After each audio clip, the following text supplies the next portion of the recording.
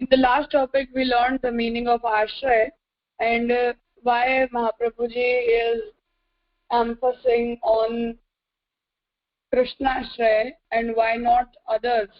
This was a topic we learned in the last topic, and now it is the topic of Anyashray Tyag, in which we have to understand that Mahaprabhuji explains that other than Krishna, as the Krishna is the superior one, therefore we don't need to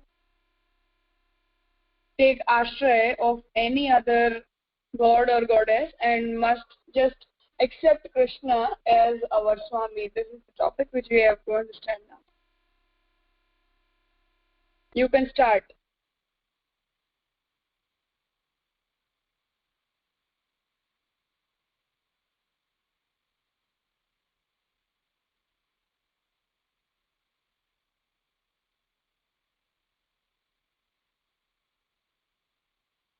I am not able to hear anyone.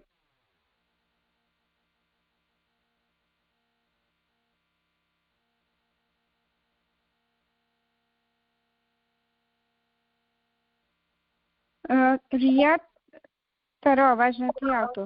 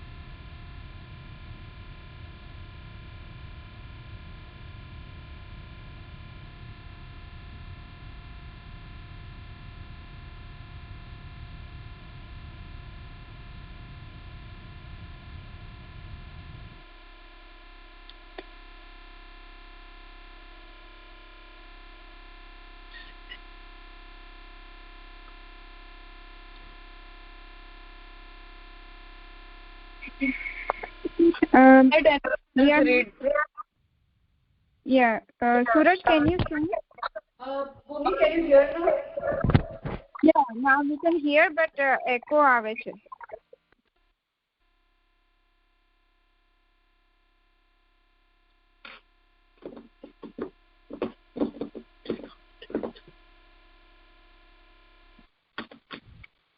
Yeah, we are still not able to hear you.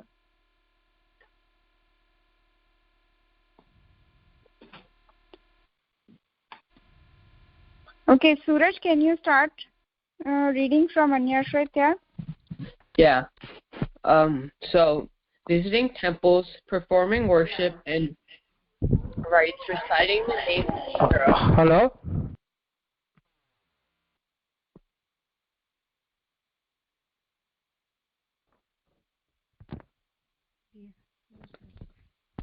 Okay,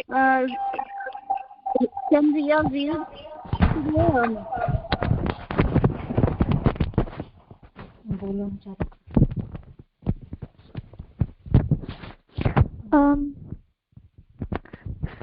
Anyashray Tyag. Visiting temples, performing worship and rites, reciting of names, etc. is a further devotion of gods and goddesses other than Shri Krishna, or to cause other on one's behalf to have rites, worship, etc. of gods and goddesses other than Shri Krishna is called Anyashra. To resort to other gods is a great offense in the path of Pushti Bhakti.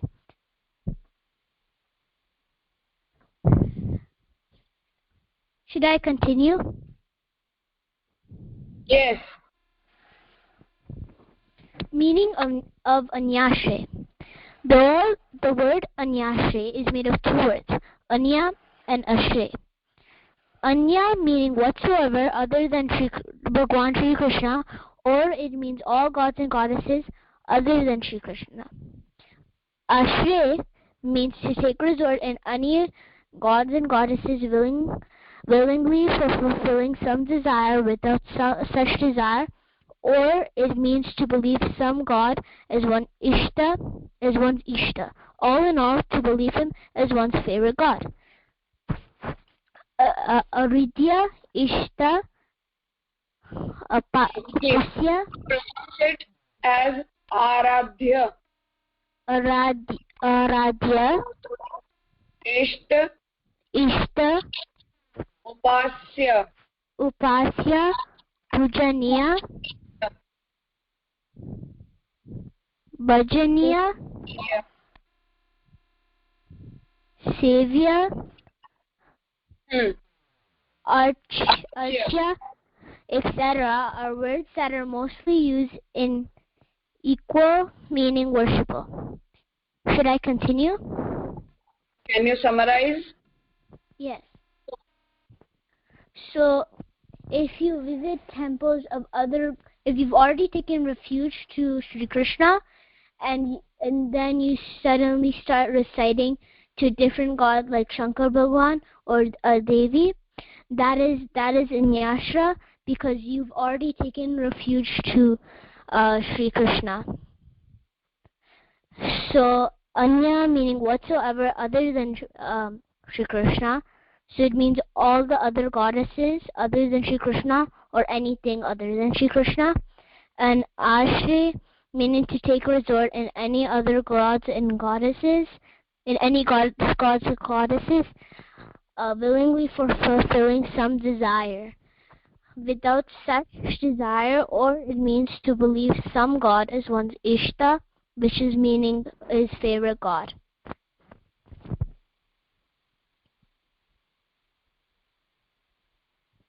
So you're basically... The concept of Anyashra is explained here. Anya means whoever other than Bhagavan Shri Krishna, means including Shiva, Brahma, Durga, etc., these gods and goddesses, and even some people who worship or have faith in the celestial objects also, means Graha, Nakshatra, etc., and they feel that our destiny is decided by those celestial objects, and therefore if we have any problem in our life, then we must worship them, or we must wear the rings in our hands on the name of those celestial objects, or they consult the astrologers for solving the problems which are happening in their life and for learning about their future, etc. All these are known as Anyashray. Means visiting the temple of any other god willingly, or if we are performing their worship and rites, if we are reciting their name as a part of devotion. So all these are known as Anyashray.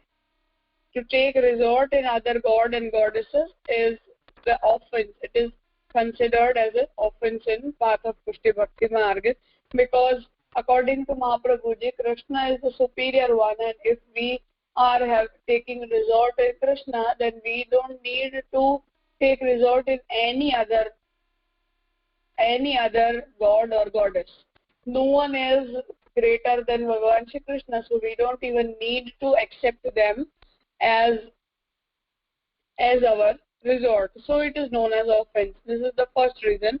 And the second reason is that if we are considering Krishna as our Swami, then if we are worshipping anyone else other than Krishna, then Mahaprabhuji says that it is wrong. Because Krishna, if we have accepted Krishna, then why do we need to worship someone else? If a wife is accepting someone as his husband, then if we are not faithful to that person, then it is offense. Same way, in Pushti Bhakti Sampradaya, if we are accepting Krishna as our Swami, then it is not good to take resort in anyone else. Bhagwan considers this as cheating. And after doing Anyashray, Bhagwan doesn't accept that a devotee will ever be faithful to him.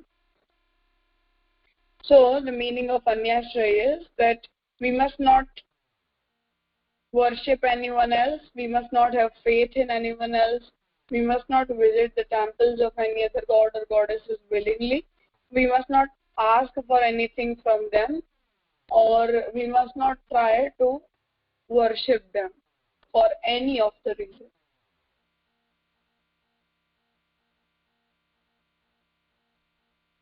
Should I continue? Yes. Ishtadeva, the favorite god. Your voice is much low. Just speak out loudly or keep your microphone near. Okay. The goddess or god whom the devotee chooses most of performing service is called Ishtadev of that devotee. For example, overwhelmed by his magnanimity, most people are attracted towards Shiv, and therefore they become follower of Shiv Sampradaya. Various forms of Shakti or Durga are Ishtadevi for followers of Shakti sect.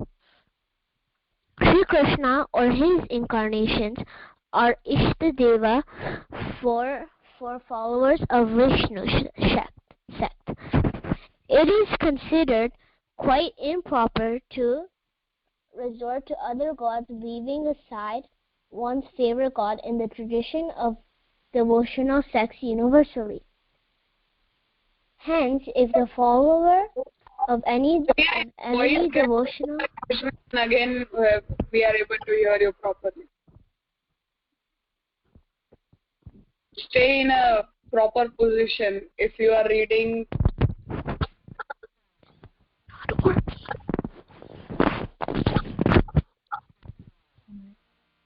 In between, the voice is much slower. Can you hear me? Should I continue or start again?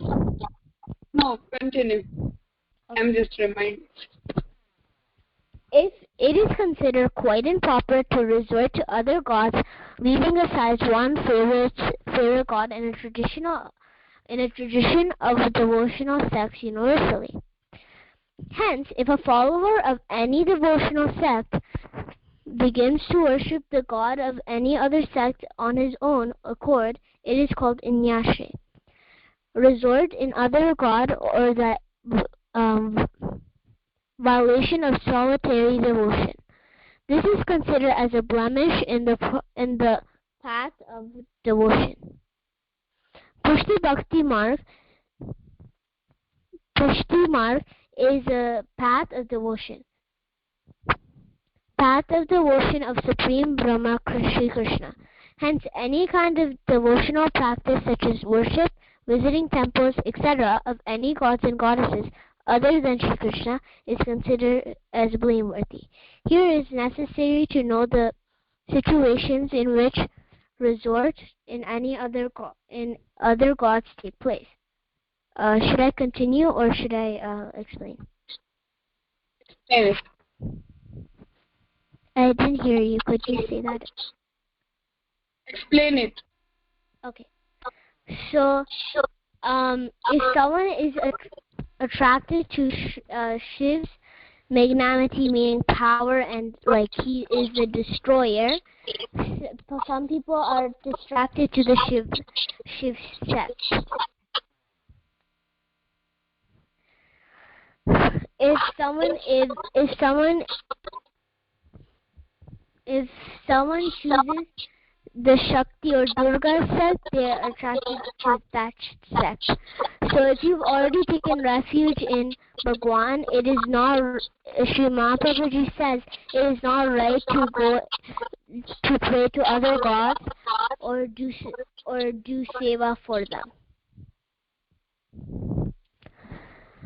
So you should not resort to any other gods because that is known as Anyashi. In our Hindu traditions, we have basically three sampradaya. One is Vaishnav, in which we worship Vishnu and the incarnations of Vishnu, including Ram and Krishna and Nrasimha mainly. The other forms are not worshipped, but Nrasimha, Ram and Krishna are worshipped. Other than in our sect also. Means other than Pushti sect, others also worship Ram, Krishna and Nrasimha.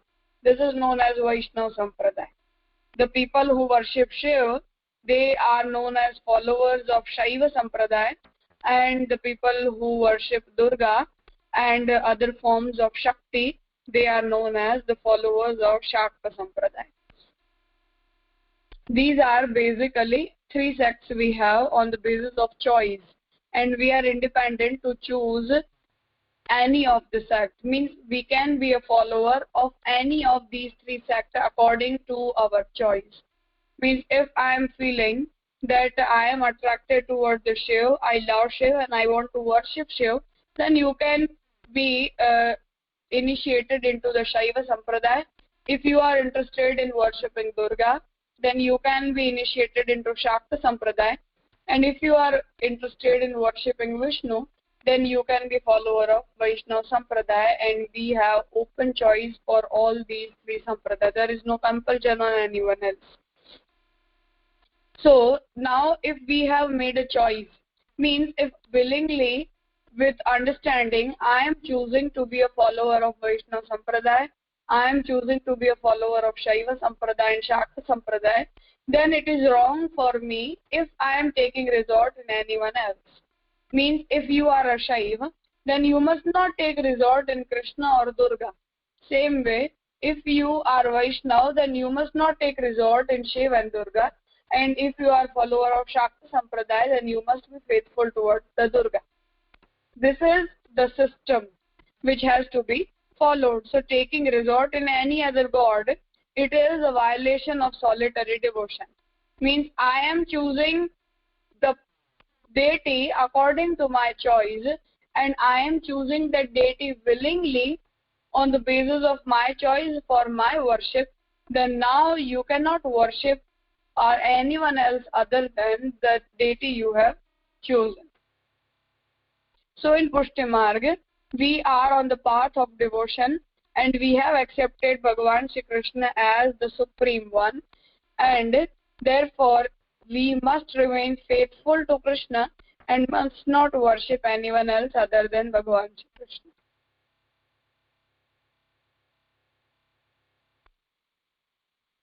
Should I continue? Yes. Reasons behind Anyasha. If whatever darshan or worship is performed specially for worshipping Ishtadev is in accordance with scriptural rules.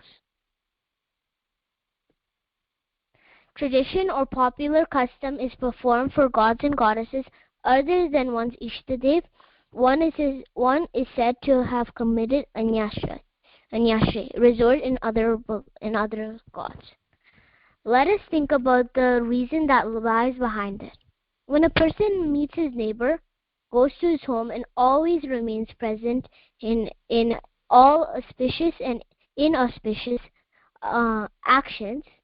occasions, we can guess that he has good relations with his neighbor, or he wishes to maintain good relation with him. Similarly, if a believer of a god goes to have darshan and worship in some other god, we can easily guess that he has faith, devotion, or sentiment in resort, even for another god. Or in near future, it can happen so. Let us consider this properly. Nobody knows. Should I continue? Summarize this much. So in this paragraph, Sri Mahaprabhuji says that if we meet a neighbor every day and always remains present in all his occasions, then they have a good relation. Same way, if we do seva for Shri Krishna every single day and remain present in all the auspicious and inauspicious occasions, we have a very good relation with him. So yes, that is our Ishtadev. Means I want Krishna. Ishta word means that I want this deity. I want this god. Ishta means I am interested in this one. This is the meaning of Ishtadev. So here it is explained that when if we are meeting someone regularly, if we are seen having a relation with someone on regular basis, then a person can understand that these two people are closely related.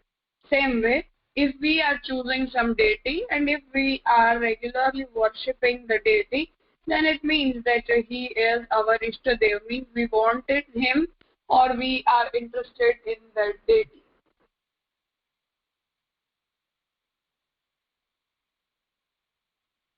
Should I continue? Yes. Nobody knows from his very birth how to behave with the members of family or with any person in the society. Seeing how people behave with one another, slowly child begins to learn how to deal with people in society. Not only this, we find different sections in society with different behavior patterns and customs. The child learns that too. However, it is not possible to understand and learn customs and behavior patterns concerning deities on the basis of such social dealings. Etiquettes concerning deities altogether different from that social etiquette. It is a subject of scriptures. Scriptures narrate various kinds of worship and devotion, such as by giving bath, offering clothes, ornaments, tulsi leaves, flowers, food, arti, etc. Darshan, bowing, parikrama, meditation, prayer, praise, etc. So visiting in pilgrimage places, Ishtadev, taking prasad, hearing Puran of Ishtadev, listening to religious songs, observing rites and fasts, performing sacrifice to recite mantra, etc., applying sacred marks on one's body to wear thread, talisman, amulet, ring, etc. Should I explain or continue?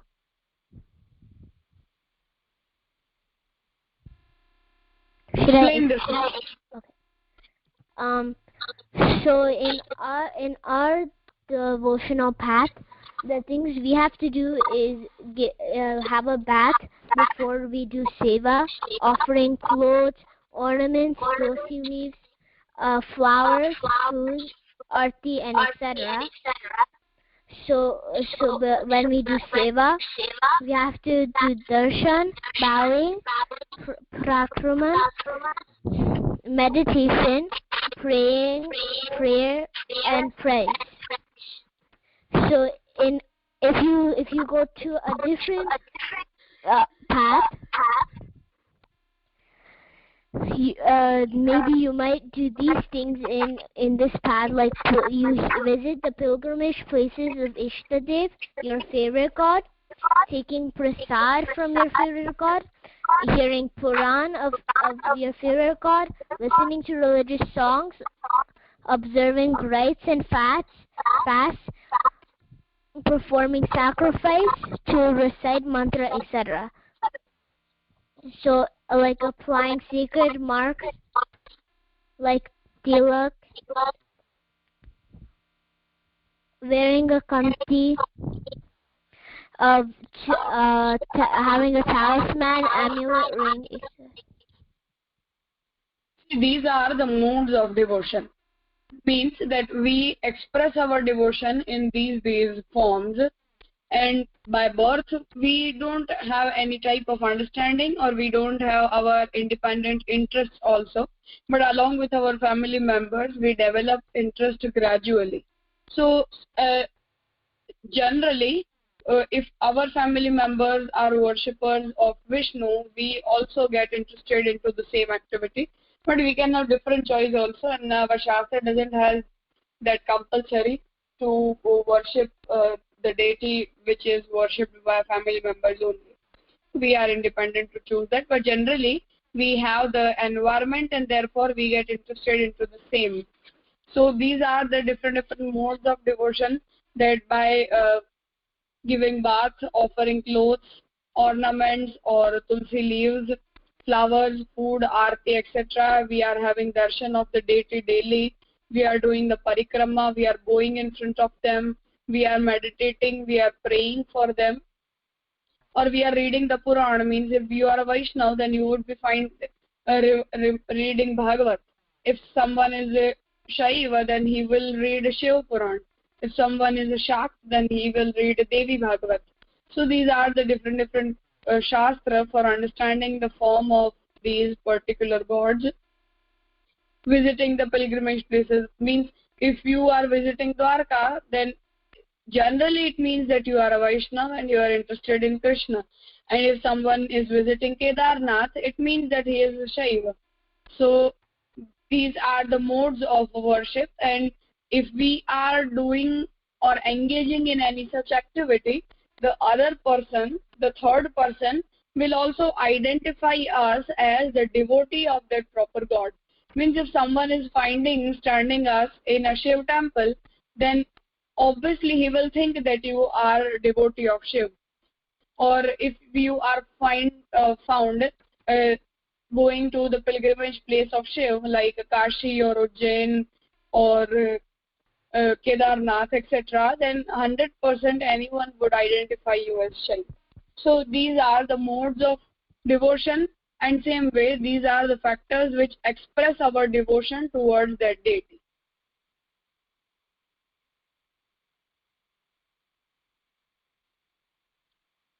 I hope it is clear.